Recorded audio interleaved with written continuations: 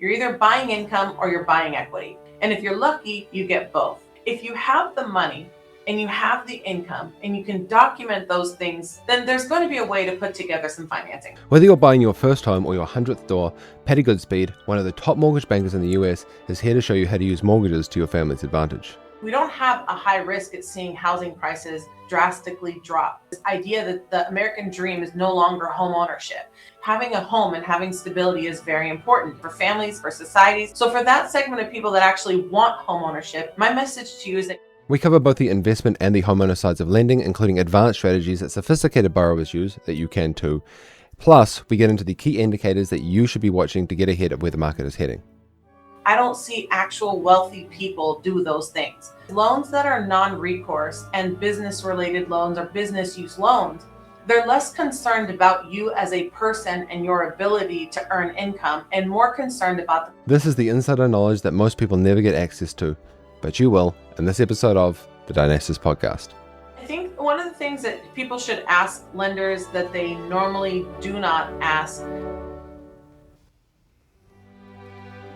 In my world, I think as strange as it gets is where money comes from and how it gets there, or maybe equity gifts and, multiple people involved. It's hard to, I guess, think of one.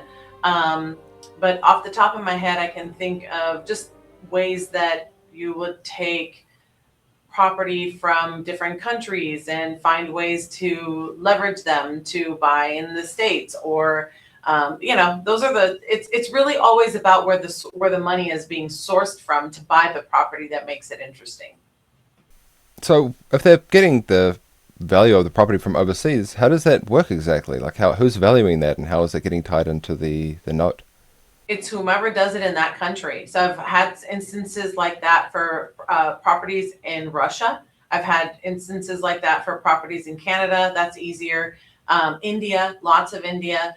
And Mexico, things of that nature. So I guess it's whatever their valuation process is, and there's different rules. So if someone is getting a loan against a property out of state, or if they want to sell it first, or they want to then bring that money here. So one time I had someone who, interestingly enough, in these times, was trying to get money here from Iran, and they had to go through Dubai to get that money out of the country and then to the United States, and almost risking their life to do it. So there's a lot of very tricky things that happen when people are moving money from various countries. And I think that would probably be the most interesting or weird or odd setup that I can think of off the top of my head. But there must be, especially from third world countries, a lot of corruption along the way. How do they make sure that the property is actually worth that much and trust the word of the person who's valuing it? And I can recall in 22 years of lending circumstances where people just gave up on that effort and just took what they could get. I can remember people bringing cash in suitcases. I remember, lots of different things, very risky, risky situations that can be really difficult. And I think that that's a really interesting point that you bring up. There is a lot of corruption in other governments. Not that there aren't corruption in all governments, but in particular, bringing money to the United States from another country is not as easy as a lot of people might think, unless you are obviously extremely wealthy and can wire through various different, structures. So people can just bring money in suitcases, and maybe they're questioning a little bit more now than they did however long ago that was. But what actually qualifies somebody to get the loan in the first place? Well, qualifying for a home loan, I would say that the process is quite simple. It's a lot more simple than most people might think, because you're essentially just identifying who you are, right? You're looking at what your income sources are, what your assets are, what your credit reliability is, and how your affordability pans out, your buying power. And it's super simple. Like just before we started, I just approved someone for a $3 million purchase. They were driving from picking up their kid to going back home. It took 20 minutes, and I issued them the approval. So it can be more complex with the paperwork, but the actual approval process and what it takes is simple. You're looking at what's your ideal budget? Are you who you say you are? Can you document the income that you've given me? And how much money do you have to put down? Then I also approved someone today. He's a young gentleman. His dad has a paving company he's had since 1998. He wants to buy his first home. It's under $800,000. He has like hundreds of thousands of dollars in cash. God knows why. He's young. He's not old. It's not like a theory or mentality that was passed down to him. So, he's going to have to get some gift money to make it happen. And all of his deposits from his income are cash. And so people like that often get pushed away from, discouraged from the process. But if you have the money and you have the income and you can document those things eventually, or even right now, then there's going to be a way to put together some financing for you. So what's something that would make a lender turn you away then? Really bad credit is a tough one. If you're really bad credit. So interesting, great question. So on the note of credit, yesterday I approved someone with a 558 credit score for a standard conventional loan, right? No tricks, no bells and whistles. Their interest rate's under 6%. It's a wonderful product, and they have a 558 credit score, right? Now, then I have someone else with a 591 credit score that won't get approved. And the reason for that is because every single one of their accounts has a derogatory mark, and they have so they're constantly making late payments on their credit cards. So it makes it difficult for the system to give them an approval, even if they're putting 3 or 5% down. So I think bad credit is probably the worst thing that you can do for yourself on the journey to homeownership. I have another client who signed some papers when they were on a vacation in Mexico, and they ended up with an agreement and withdrawals coming out of their account for a timeshare. They were drinking. They had no idea how it happened. Next thing you know, they have a $30,000 collection on their credit report. So otherwise, credit is perfect. They own properties that are free and clear. I've had people who have immaculate credit and $1 million portfolios and have a $75 PG&E collection that ruins their credit score and ends up changing the way their financing is. So I would say if there's something someone should fundamentally be focused on, it's credit. And if you think about that, if you're listening to this, for example, and you're wondering, I have bad credit, but I make good money, screw credit or whatever.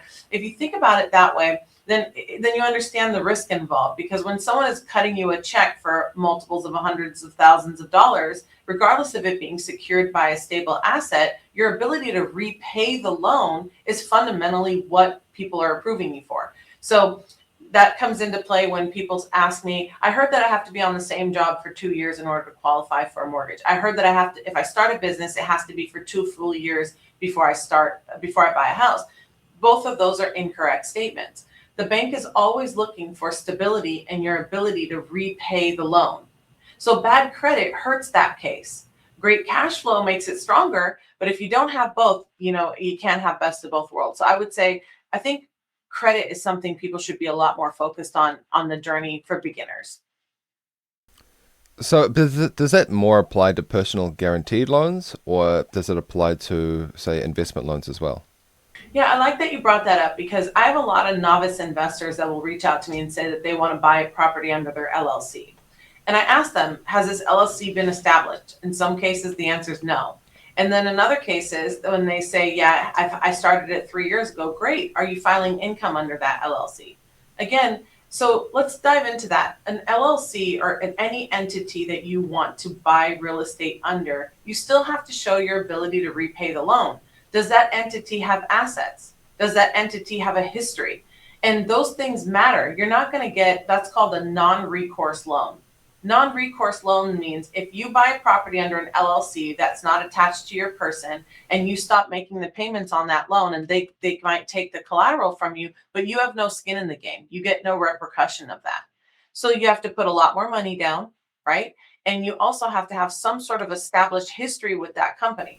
So most of the time when someone brings up LLCs or non-recourse loans, what I'm actually hearing them say is that they want to remove their person and they want to have some level of protection, or they read somewhere on Instagram that that's how you buy a house if you're an investor. So there are ways to do that, and you should consult with a real estate attorney for whatever structure might work best for you. But if you're coming to buy a piece of property under a corporation, under any sort of business entity, then that business entity should be established. That business entity needs to own assets. That business entity needs to make a case that it can repay a loan. Everything I think comes back to that fundamental. Otherwise, you're personally guaranteeing it and it's not non-recourse. Or like I advise people to do, you can buy it in your person and then move it out of those structures, or even close it at closing under that LLC. Putting the deed in the LLC is quite different than getting a loan under an LLC. Very important distinction that I don't think is discussed often enough. Hey, I hope you're learning a lot so far. There's a quick break to remind you to like and subscribe. It only takes a second, helps you bring more world-class guests to you so you can build a legacy family. Also, this episode is brought to you by me, so check out the links in the description to access my library of essays for elite families for free, or consider upgrading to help support my work and get full access and additional perks. Thank you, and back to the episode. In terms of making the LLC established, would it be enough to, say, get a credit card for that to help establish a credit history, to build a credit score for it, or is that not how it works?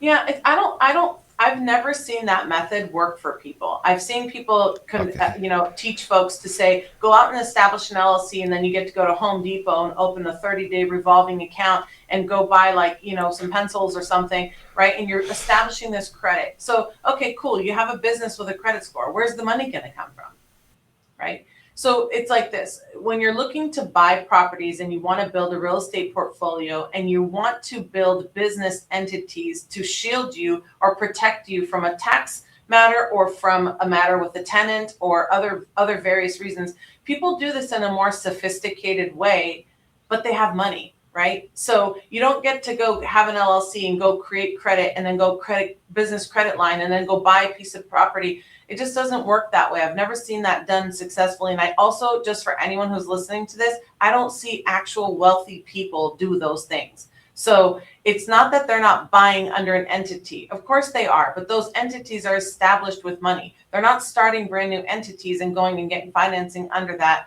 and doing that method that I hear people talk too much about on the internet. Yes, the Instagram model. I'm not talking about cheeks. I'm talking about checks. But so, what are some things that sophisticated borrowers do versus the average, unsophisticated borrower? Well, I think that I work with several investors, and I work with one, he's a young gentleman who's extremely wealthy, has over a $50 million real estate portfolio. And one thing that they do is leverage, right? So a lot of times, now we're talking about how an LLC shouldn't go out here and buy property if you're not established and don't have any money, right? We're not looking for methods to rob Peter to pay Paul. That's what wealthy people don't do. So what sophisticated investors do is leverage. So I'll give you a real-time example. I'm just closing on a transaction. It's cleared to close as of this morning. The client bought the property under contract for $1,595,000. And that house appraised for $1.9 million. Now they're going to be getting an immense cash flow because it's in a vacation style area, and the daily rate is incredible. And they set up properties in vacation areas, or we'll get into the Airbnb strategy and why location matters there. But if you use Airbnb, there's some cost segregation methods and tools that you can use to help reduce your taxable income. That is something you should be discussing with a CPA, not someone like me. But there are methods. See, I think people who like to regurgitate and sell information hear certain things, they take bits and pieces of it, and then they go sell it. But they're not seeing it in practice. I think that's what the disconnect is. In practice, you have they own every single property under a different LLC. That is a different thing than buying and financing under that corporation. Now, you can buy and finance under that corporation, because loans that are non-recourse and business-related loans or business use loans, they're less concerned about you as a person and your ability to earn income and more concerned about the collateral, hence needing more money down. You either put more money down or pay far more money in fees to obtain that sort of financing. That's why the establishment is so important. So people who have $50 million real estate portfolios that are strictly focused on the Airbnb space, they are segregating those properties into various entities and moving money through different entities in terms of income.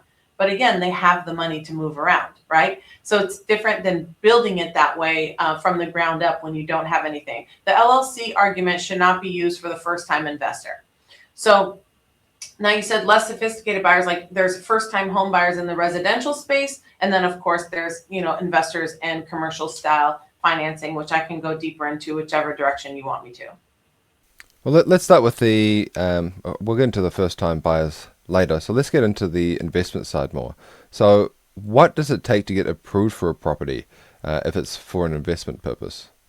Yeah, I just approved a client who owns a business. They have about $7 million a year in cash flow, right? But his tax returns show nothing as income. And they own properties, they own staffing agencies, they own multiple businesses, okay? Now, they are buying a 4-unit property with 15% down. So you need down payment, and you can buy a multi-unit property for business purposes with as little as 15% down. If you're very rate sensitive, for anything that's investment, you want 20 to 25% down minimum. 20 minimum, 25.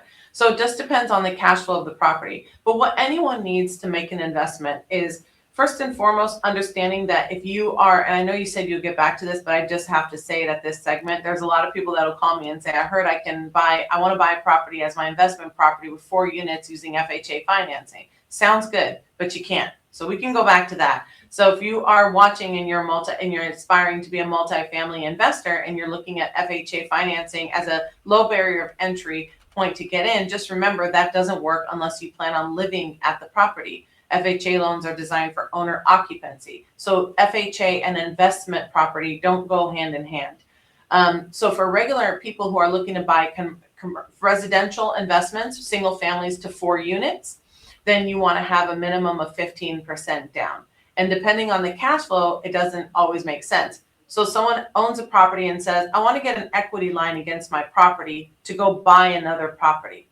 That sounds good in theory because now you're not touching your cash. But now you have a payment on that equity line and you also have a payment on the new house. So you have to make sure that the cash flow coming in is sufficient to cover that asset.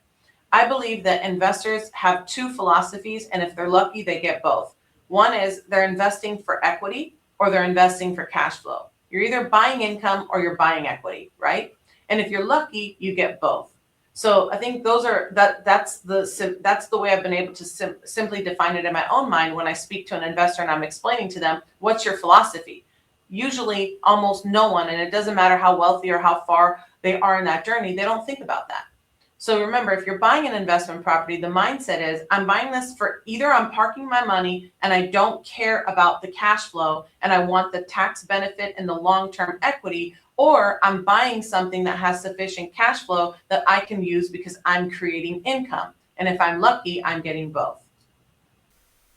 So how much of a buffer is needed from the cash flow from a property in order to service a loan? Obviously, it's not going to be matched to a dollar. What kind of contingencies need to be built in? Well, it depends on how you're qualifying, right? So I think some common ideas in today's world is DSCR loans, where they're debt servicing. The whole point of that product is to make sure you have a minimum of a 1-to-1 ratio. So if the mortgage payment with all inclusive is $2,500, then you're getting at least $2,500 in documentable market rent. Now, something that's important to understand about that is, first of all, we have products that will go down to less than a 1-to-1 ratio, but they're going to cost you more. And then you have instances where the market rent might be less than 1-to-1, but the short-term rental possibility based on a daily rate in the history of that neighborhood could be greater than. Again, another nuance to deal with. So the bank is going to look at all 3 of those options and do what's going to work for you, as long as it's being presented properly to an underwriter with an experienced person, such as myself. So going back to the FHA financing, I don't know what FHA is, what it stands for. Can you break that down a little bit? Of course. So FHA loans in the United States, FHA loans, there's a corporation called HUD. It's the Housing and Urban Development. And what happens is they've created a government insured product that allows people with some expanded guidelines to get a home. It's a wonderful, wonderful program for someone who has high debt ratios, has low credit scores, and they have phenomenal products so that you can buy a property up to 4 units with 3.5% down. You can also buy a property that's burnt down to its studs, and you can use a 203K renovation loan to turn that single family home that only has a foundation left And I am oversimplifying that, but you can take down a broken down house and you can turn that single family into 2 to 4 units. So, and you can finance that renovation. So I think that's a very underutilized product in the market space. And for anyone listening, I am licensed throughout the country, so I can help with these products nationwide. So the FHA loans are designed, it's most of the time people conflate FHA, which is the Federal Housing Authority, with a first-time homebuyer program. So many people are will say, if you're a first-time home buyer, this is what you do. So first of all, you don't have to be a first-time home buyer to take advantage of FHA financing, but you do have to be an occupant. So it's not a product that's designed for investors. Although you can be an occupant of 1 unit and rent out 3, you can buy the property with the intent to occupy the ADU and put someone in the main house. You can do all of those things, but it cannot be purchased as an investment. And I think some people will call me and they have a house that they don't want to move out of and they want to use FHA financing to buy a new property, and they'll call it an investment. And I just like to make that distinction so people understand. That's the last thing you ever want to say when you're talking to a lender about FHA financing, to give any indication that you don't intend on occupying it. What happens if they don't? Does a loan get reclaimed, or how does that work? Well, it's occupancy fraud, and it's a problem. So I think throughout the years, people in my position have always, there is an element of, well, I'm not going to follow you to house to see if you moved in there. Are you living there? Are you not living there? And I think that's dangerous, especially in today's society when we're seeing members of, government officials being indicted for occupancy and saying, hey, I bought this as a second home, but as a matter of fact, it was an investment, right? So I think that we should be leery of that. I actually had an instance in the last 18 months where a client of mine bought a property and they were adamant that it was going to be a primary residence, and they immediately rented it out. So just imagine that you have a compliance review on a loan. The guy just said they're moving into the property. They bought it owner occupied to take a lower rate, and then they immediately put an advertisement on the internet to rent out the property. It's a red flag. And it's like, people think no one's watching, but they are. There are people that watch and audit and look at these things. Another big red flag is when someone buys a house and they say they're living in it and they know that they're going to put a tenant in it. One of the big things that they do is they'll change their mailing address. Well, it's a big indicator, right? So occupancy fraud is a problem. And I think it's important, especially if you're serious about building a portfolio, even if that means you're buying a primary residence and then you're going to keep buying primary residences, there's a very legal way to do it and keep your cost out of pocket low and build that. But just make sure that your intent aligns with the paperwork. It sounds like, if you're not doing the occupancy fraud, if you're doing it all legitimately, it sounds like a really good way to put some capital or some equity underneath your family. So I hope that more people out there start taking advantage of that, because a lot of people feel like they're almost priced out of the housing market.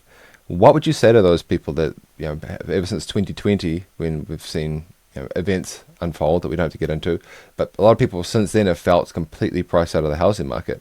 What would you say to them? I would say what I've been saying for the last 5 years, and that is home ownership is becoming a luxury. It's not going to get easier. I don't see that home ownership is going to get easier. Even entertaining the thought that some folks have that there would be some sort of crash in real estate. After the 2007 and 8 crisis, it only took 5 years to fully recover those losses. So that was the greatest dip that we saw in home values, and it only took 5 years to completely recover and then soar in value. So let's just say you do have a period of correction and you do get in at that time.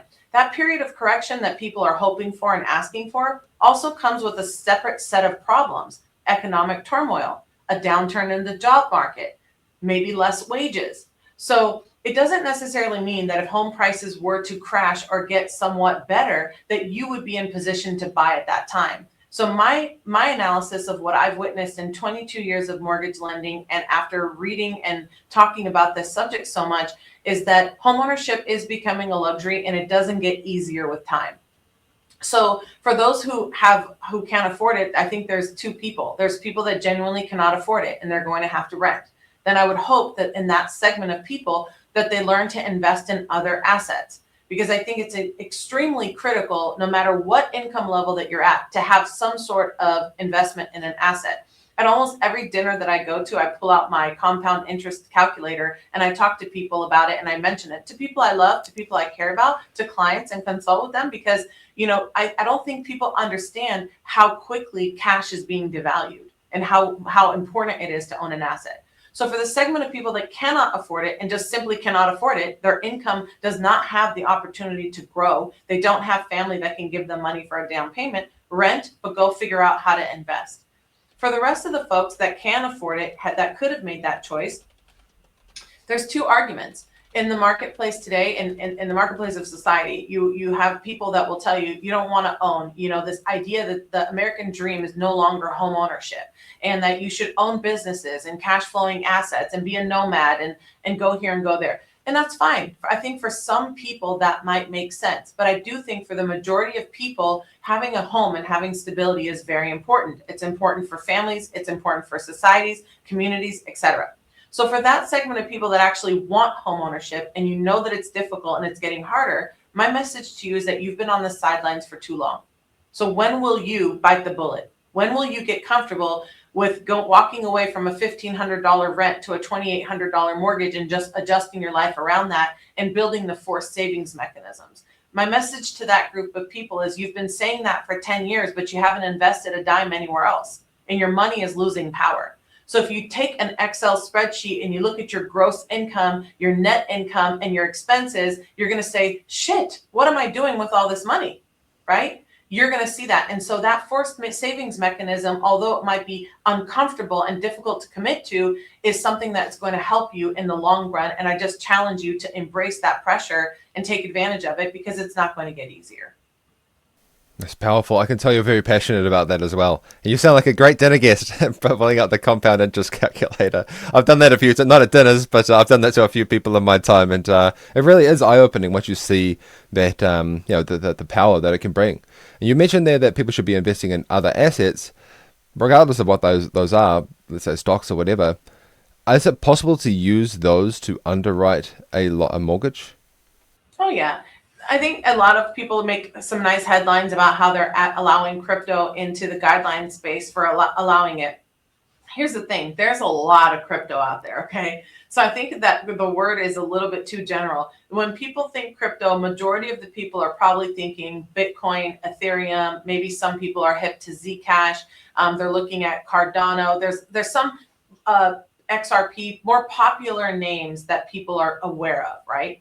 And so in some sets of mortgage guidelines, those are listed. There's a handful that they're going to list that are more popular and stable, that they're going to allow to use as reserves, in some cases income, and in some cases you still would have to liquidate to use it. So when this conversation came up with a couple of bank executives, I told them, I said, okay, well, crypto's on a downturn right now. So you're not making any, you're not solving anyone's problems if you're out here talking about how crypto can be used as income. Because if someone is actually using crypto as income, let's explain what that means. If they're buying and selling things through wallets and paying other people through wallets, then they are transacting, but they're not necessarily earning an income, right? So if you want to use crypto as an income, there is just the same way RSUs, restricted stock units. It's some form of equity that's distributed to you. And in order to actually use it, you are selling it. So if you want to use it as income, then in most cases you're selling it, you're liquidating it, and if there's a history of that similar to capital gains, then you can use it. So it's still considered money because you can convert it to cash, or you can use it as a reserve requirement. In some cases, even if you're putting 20% down and you have 3% of the cost for closing and you've got that handled, you still have to have money left over in case of an emergency. And so in some cases, people are supplementing lack of cash savings with crypto, and it's usable. If you have it, bring it to the table, add it to the conversation. There is some use cases for it. And I'm finding that it's not that big it's not a game changer. There's not a lot of people that have it, despite, we're on Twitter. So we are, I feel like 5 to 7 years mentally ahead of a lot of society. And I've been saying that for a long time. My friends are still on Facebook. I'm like, girlfriend, you really got to get here. So I think we're thinking in a little bit more in advance of what I'm actually seeing happen in the real world of transacting in mortgages and real estate. So a lot of people have these 30-year mortgages, which is a completely foreign concept to me here in New Zealand. Like we have 30-year amortization, but we don't fix for 30-year periods. If you have that level of certainty, is there a point where paying that mortgage off early is actually the wrong move? Yeah, I think there's a lot of thoughts on that, but I'll tell you that just like with every decision you'll ever make about homeownership and managing finances, it's extremely personal, right? So it depends. So I think that that's a common question for folks like yourself and those that are in Canada. They absolutely adore the 30-year fixed rate because of the stability it brings. And I think especially with the shock that many people had between, let's call it 2019 and 2023, where some of those adjustable rate mortgages came due and the rates went up and they saw the other side of it. Now, first and foremost, I do not think that an adjustable rate mortgage is a risky product for the people that qualify for them. And I can get into that. A 30-year fixed mortgage, having that fixed stability of your principal and interest payment, of course, that creates a lot of stability in your budgeting. It helps you understand what could potentially happen if one of my household incomes were to go away. Can I still afford this? How do I plan for the future? Absolutely. Now, paying it off early, I think, has many different, thoughts. If you are looking at buying a property and you buy it with a 30-year fixed interest rate, and that's not the property you plan to have children in or retire in or live in forever, if it's not your forever home and you eventually plan on renting it out, I would argue that there's no need to pay it off. I also talked to some people that really want to focus on paying off a house within 15 years because they want that house to serve as their income in retirement. So then you have folks that are looking at, paying down the principal because they cannot fathom the notion of paying so much interest over time. So it depends on what your philosophy is about money, what your discipline level is with money, what your long-term goals are with the property, and what your long-term goals are for your own finances. I think those all play a role in that. So speaking of discipline then, is it ever a good idea to wait for a better rate? Well, waiting for a better rate, there's a concept called the cost of waiting. So I've done this over the years. I have the most painful example I have of this is a couple that I met with in person. I did the Excel sheet and I explained to them. I just love giving this example because it hurt my soul so much and I remembered it, and it's going on a decade ago now. The lady is making $17,000 a month as a nurse. The husband is working for the DMV. He's also a part-time pastor. So he's bringing in like $5,000 a month, okay? And they have no savings, no 401k. She was approved for a 100% down payment assistance program, and she would have bought a property in the East Bay somewhere in the neighborhood of $600,000. You cannot buy a property in that region right now for less than 1.2 million. Her fear of embracing homeownership stopped her from taking advantage of that, okay? I remember I said she doesn't have a retirement, she doesn't have savings. And when we looked at her money and I showed her that she was throwing away over $7,800 a month, she couldn't believe it. But she also couldn't face that reality. And she passed on the idea of having a home. And now she passed on this equity gains that could have served her very well in retirement. Otherwise, she's going to have to, work forever and then rent forever and be on that train. There's no problem with that if that's what she wants for her life, right? That's okay if that's her choice. But for people who are listening, who are facing that fear, you're having that moment in the mirror where you're looking at what rent costs and what home ownership costs, and you're scared of making that jump. I'm here to tell you, like everything else, once you face the pressure, you adjust well to it and you move on. But if you do a deep dive and you look at your finances, you'll find you're already spending that extra money and you probably don't know where it's going. What about variable versus fixed then? Like, when's the right time to pick either of those? So does variable give you a bit more flexibility and you can fix later, or how does that whole deal work? Yeah, it does. So the example that I gave was to tie in the notion of there's a cost to waiting. They wanted to wait to save, and they wanted to wait for better circumstances. And as a result, the home prices continue to grow. So when you're waiting for a lower interest rate, if you do the math on the difference in that interest rate, I think people are hovering around ideas that they see thrown around on headlines and posts and things of that nature, and they think to myself, oh, I need to wait for rates to get better because affordability is a problem. But if you measure that difference, you'll find that it's not something that would prevent you from moving forward, and the cost of waiting in many markets could be greater than not waiting. There are some reasons to wait in some cases, but the rate is not one of them. Now, the other part of your question about the variable versus fixed rate, when you have a fixed rate, a 30-year fixed interest rate, what you're asking for is long-term stability. But most people will come out of that 30-year loan within 7 years. So you're not seeing someone hold the same loan that they got on day one for 30 years. So it kind of defeats the purpose, although in some cases it gives people lots of mental security because it is not guaranteed that you can change it within 7 years, right? So, but an adjustable rate mortgage, so let's say today you wanted to buy a house and you wanted to get a 7-year fixed rate, which is the most common, and I think the best choice. Your interest rate is fixed for 7 years. Your payments amortized over 30 years. After the 7 years, the rate will either adjust 1 time or 2 times, depending on the product that you have, and it's based on whatever the current market condition is, and it has a cap and a floor. So at the end of 7 years, your new principal balance is lower. And if your payment recalibrates to the current market, which happens to be higher, there's still a cap as to how high yours can go.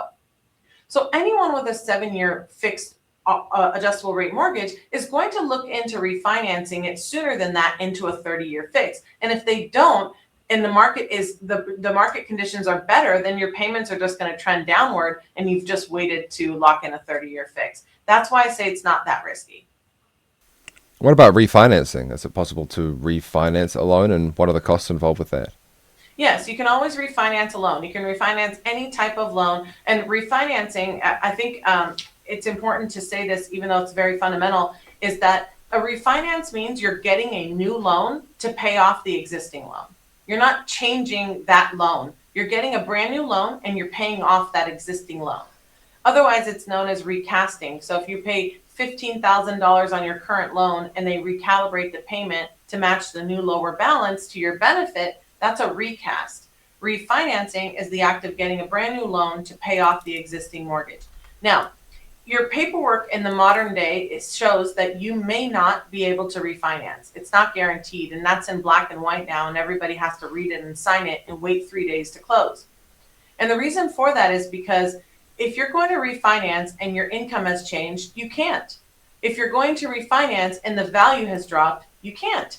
There are many cases like, for experts that might be watching, there's a streamlined process for government insured loans. It doesn't require an appraisal or income. And yes, I acknowledge that. But in general, in order to refinance into better terms, you still have to qualify. You're qualifying for a brand new loan, and the property still has to be vetted for that purpose as well. So yes, you can refinance.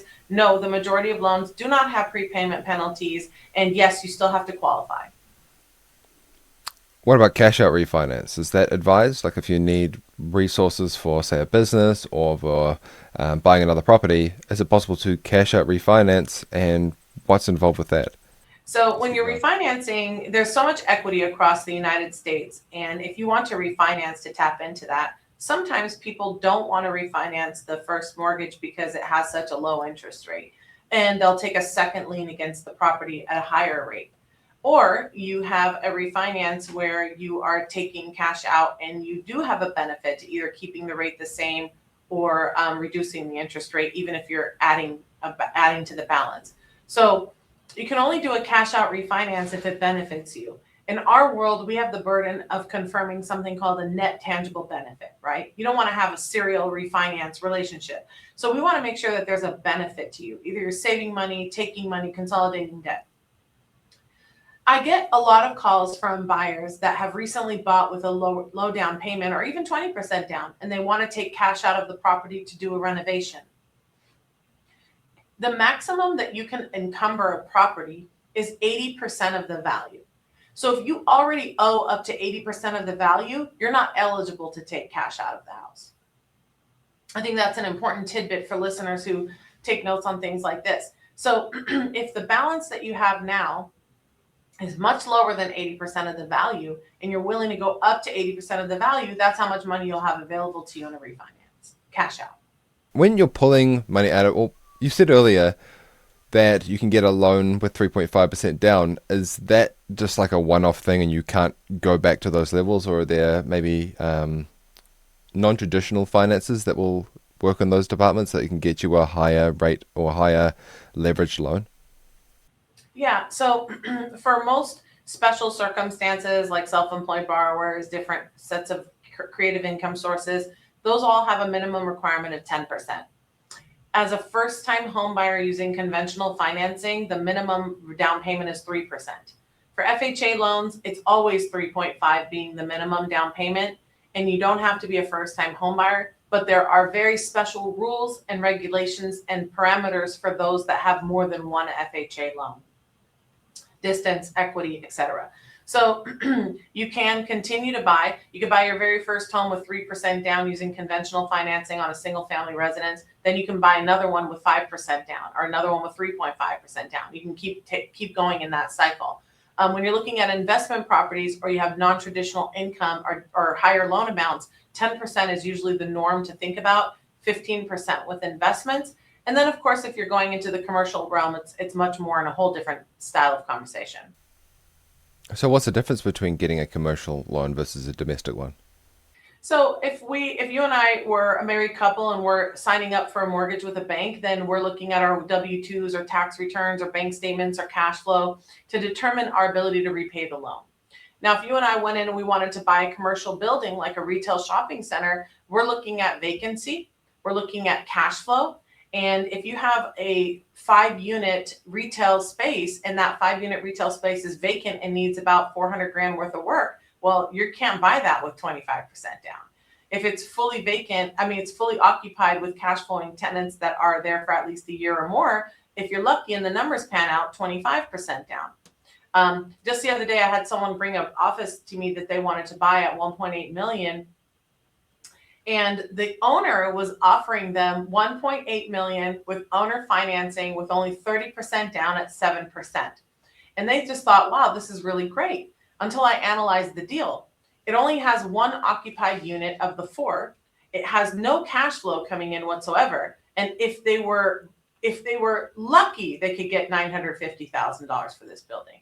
But because he positioned it with owner financing, knowing no bank in the world would touch it, he was hoping to have some novice investor pick up the property and buy it. So be very careful when you're looking at commercial real estate. It's not the same fundamental approval mechanism. And the number one thing you want to know is what's the occupancy rate and how much cash is it bringing in?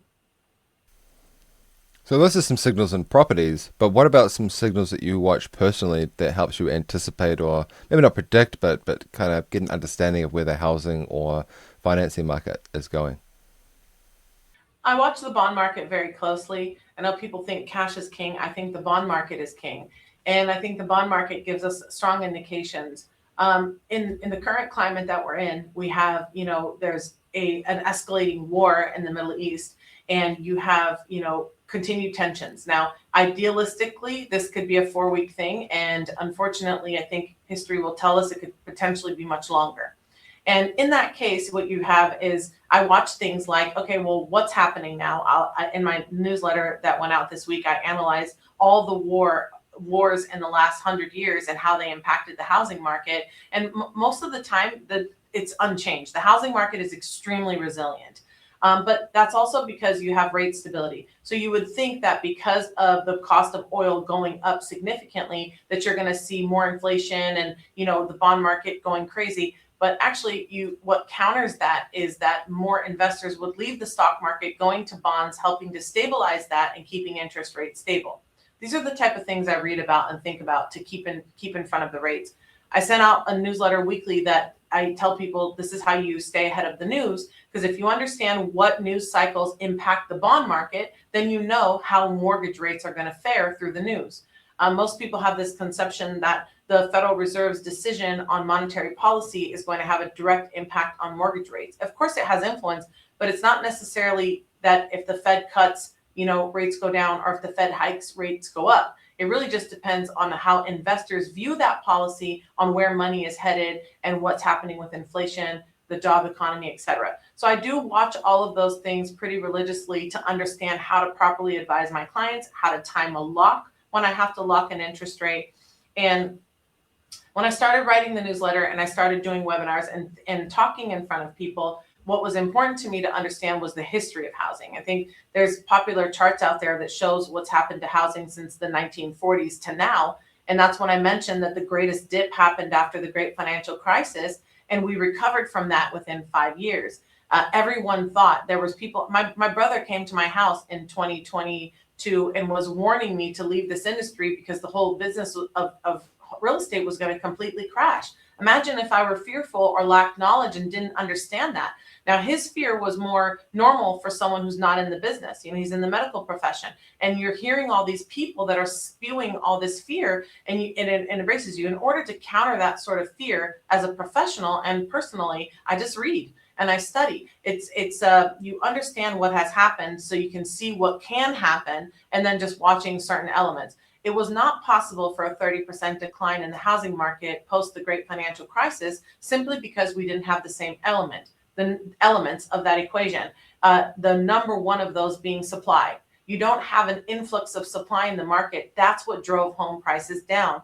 So the question today is, no matter what the crisis might be, if you look at the stats to see the age groups that most of the wealth and spending is concentrated in, and you look to see what sort of economic events could derail them or destabilize that group, we don't have a high risk at seeing housing prices drastically drop. You'd have to have a catastrophic global economic disaster to see that happen, in my personal opinion.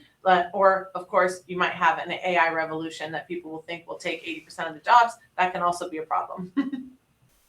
So, in saying all that, do you believe that now is a good time to buy, or is that the wrong question to ask? No, I think it's a great question, because it's kind of like planting a tree, right? When was the best time to plant a tree? Now, buy a house now. I don't think, if it's within your means, I think now is always the right time to take that action. I find that most people that need that reassurance are the same people that have watched opportunities pass them by over the last decade or so, right? So if you have the means and you have income stability and you feel safe in your ability to earn and you have money to spend, your cash is going to lose value, and you should invest it in one asset or another. So, I'm not sure if it actually went through in the end, but are there 50-year mortgages now? What's your thoughts on that? They haven't come out. I was kind of I think I was alone in my world in embracing the thought of a 50-year mortgage. And the reason for that goes back to one of the other answers I gave you. If someone has an option of a 50-year mortgage to get in with a lower interest rate, I can assure you they're not keeping that loan for 50 years, right? They're doing it as a tool, just like someone would take an adjustable rate mortgage to secure lower outgoing monthly payments until they can stabilize into a 30-year fix that's more affordable. So just from a basic standpoint, as a tool, I wasn't against it. But it also is not available today. 40-year mortgages are, 50-year mortgages are not. I wasn't aware that there were 40-year mortgages. Okay, so you see it more as a tool than as a new normative standard that will be setting mortgages to. Absolutely, yes. I think that this administration has to come up with ideas that are creative, that win a lot of popularity, and they gauge whether or not they will implement them based on that popularity. So how are people responding to this? Is it going to win me favor? And that one didn't take off. So it's not happening, and I don't think it's going to happen. And it is a tool. If it did, it'd be a tool. If this administration or any administration cared truly about housing affordability, we would do things like getting rid of upfront mortgage insurance, reducing some costs in some ways, or maybe giving different incentives to home buyers with taxes. No, those seem to make a lot of sense. I mean, you know better than I do, given that you're in the industry. And being that you are in the industry, how do mortgage brokers make money? Because you're not the one with the money being lent out. So how does the business model work? Yeah, so I'm with a bank. So I'm with Cross Country Mortgage. We're a nationwide bank.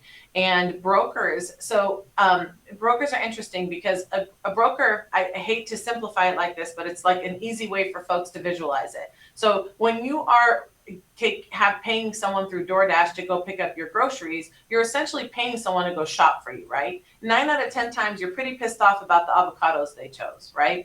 I know I am. And I think brokers are the same way. Now, there's nothing wrong with being a broker. I've done brokering before, and sometimes you broker when you don't have a product. But the idea of brokering is that you're paying someone to do the shopping for you. That's what's happening. And sometimes when they don't have layers of management and layers of products and layers of services that they can give you at a bank level, there's a little bit of a price incentive to work with a broker, but the solutions are limited for the general things that works. So brokers make money by charging either you or getting the money from the bank to, put together the loan. Very similar to what I do. So I get paid from the bank. And so someone asked me, are you a broker? How do I pay you? Especially after they've had a conversation with a realtor where they've made a, agreement to pay them a certain fee. I say, well, I'm not an independent contractor. You're not obligated to pay me directly. I get paid from the bank, and I get paid based on the volume of originations that I have, which is quite a bit, which also puts me in great position to give great service that's not incentivized by income. No, that's probably the best way to do it, I would say, because one of the concerns that I would have going to a broker is which bank is incentivizing them the most, and therefore they probably don't have the borrower's best interest in mind, but their own, and how they can make the most money off that borrower. So I really appreciate you opening my eyes to that. I didn't want to say it exactly that way because that is exactly right. That is a testament to your intelligence. You just never know that. But working directly with a bank, I'm the best of both worlds. So I'm not your depository where we're lending money that comes into us for free, and we're creating all these rules around it and creates a lot of red tape, and you don't have that personal, you don't have the personal touch, and you certainly don't have the execution. The broker world leaves too much up to risk because that broker has no control over the process. We're the best of both worlds in the mortgage banking world. So if you don't work as a contractor, are you kind of working independently within the bank and it's up to you to find your own clients to bring in, or how does all that work? Yes. I build my own business. So the beauty of the mortgage banking world is that I run a branch for Cross Country Mortgage, and all of the clients that I have are self-generated. People find me from all over the country and referrals and so on. I've done it for so long. So all of my business is self-generated. And there's no one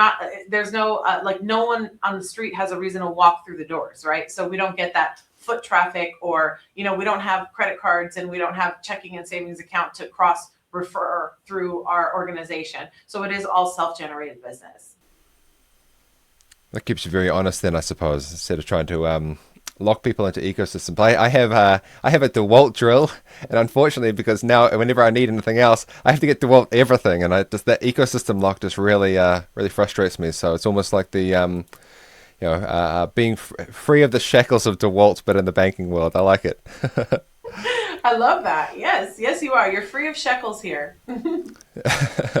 So how can borrowers structure their loans to maintain their flexibility in uncertain markets? So is the variable rate mortgage the best approach to that, or are there some other products out there that people are unaware of?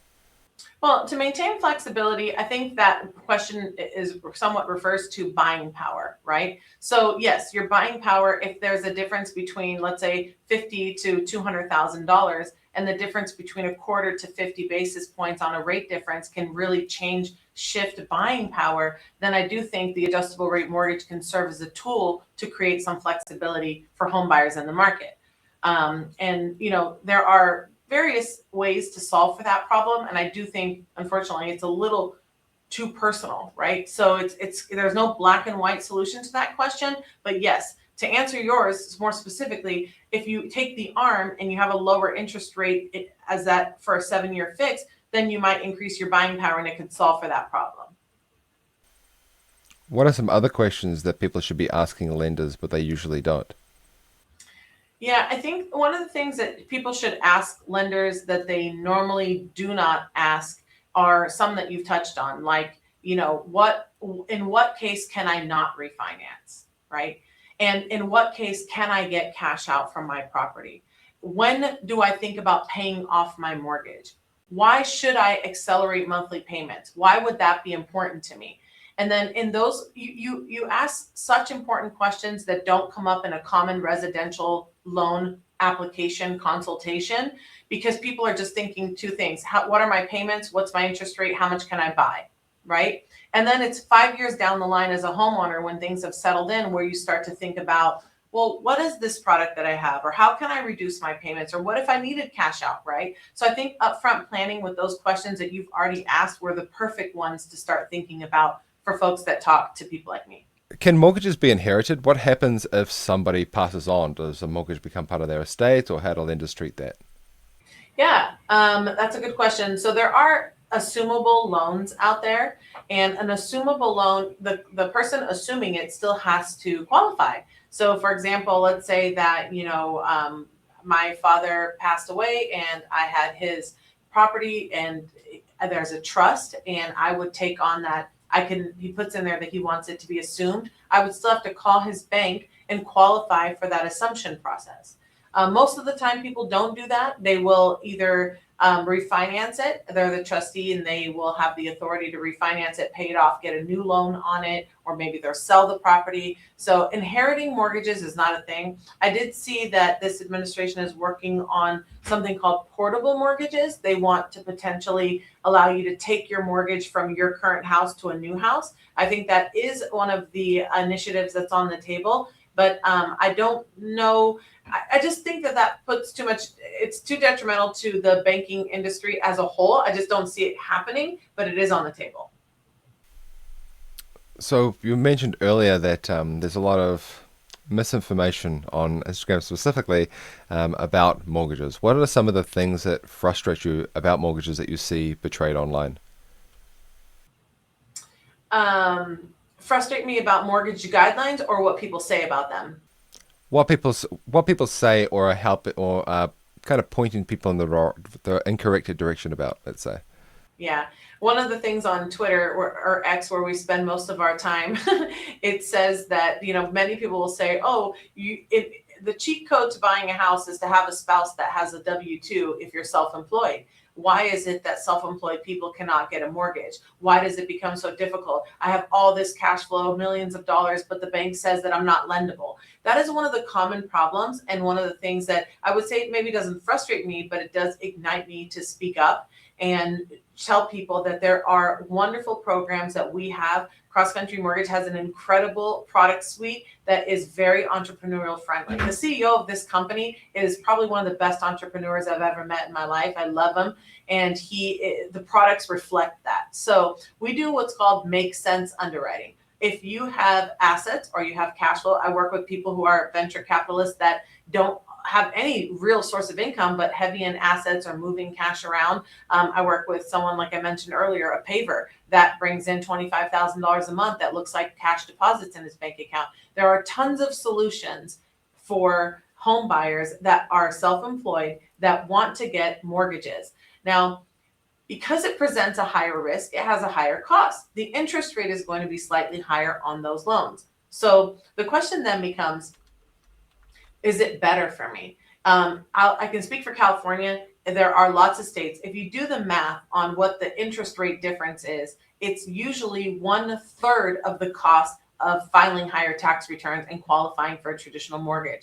So my message is to self-employed folks, there are lots and lots of programs for you. I can do the math to show you how easy and simple it can be if you have the cash flow and the money to transact.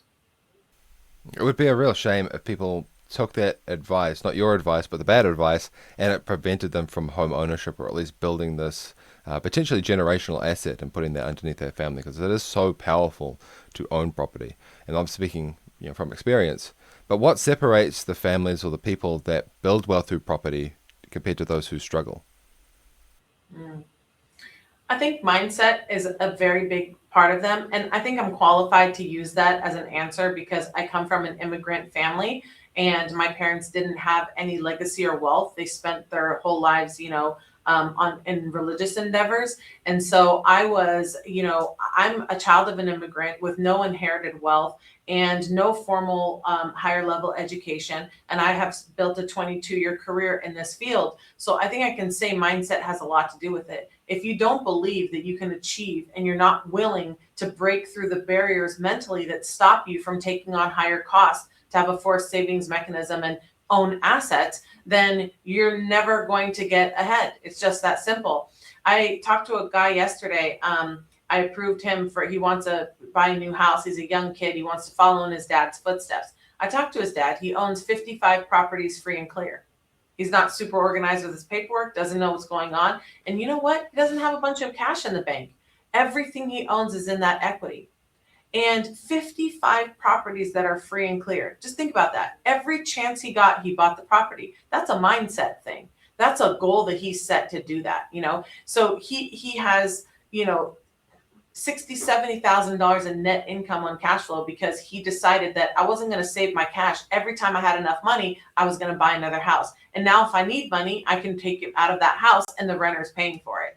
So I think it's a mindset thing. The difference between people who understand are people that will sit down and think about, do I want to park my money to earn equity or do I want to buy income? Either way, I know that assets are more valuable than cash. That's really powerful. I like that quite a bit. So we've had a few technical difficulties for anybody listening out there. So we're going a little bit over time here. So I want to be respectful of that. So if somebody wants their property decisions to benefit their children and grandchildren and not just living for themselves or for the now, how can they think about mortgages differently? Well, I think that they can think about them as a tool.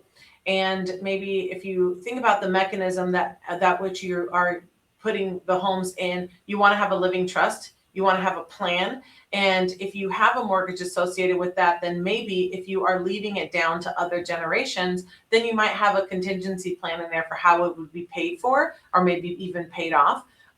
But most people who inherit things, they're not usually a great steward of that inheritance as the one who created the opportunity for the inheritance. So I do think the best way to use a mortgage as a tool when you're thinking of legacy is to lay out those rules very clearly in a trust on how that wealth is distributed and how those assets are managed. And if there's debt involved there, how you want that to play out over time. I think a lot of people who think about legacy think about leaving properties that are free and clear, and they want to pay off that house. And in some cases, that's not the case. So again, a very individualized plan, a trust, and use the mortgage because you're not often going to have all the cash in the world to buy a house.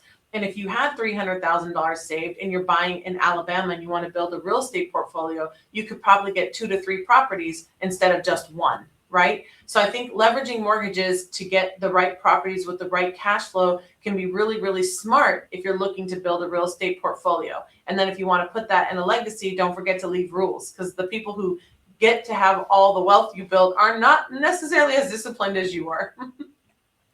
I learned a ton talking with Padi, and I hope you did as well. Now, Padi's a part of the Dynesis network, and if you want to connect with her, you can do so with the link in the description down below. While you're down there, a like and subscribe is incredibly appreciated and helps me bring more insider information to you so you can build a legacy family. If you want more on real estate, then I did an episode with Han and Tracy on their tax-free income strategy that they have with real estate, where they've managed to build up multiple doors without even living in the US. You can check that episode out over here. Or if you want to use equity to buy a business, then I did an episode with David Barnett, which you can check out over here. And those links will be in the description if you're listening in. Thank you for listening, and I will see you in the next one. Bye for now.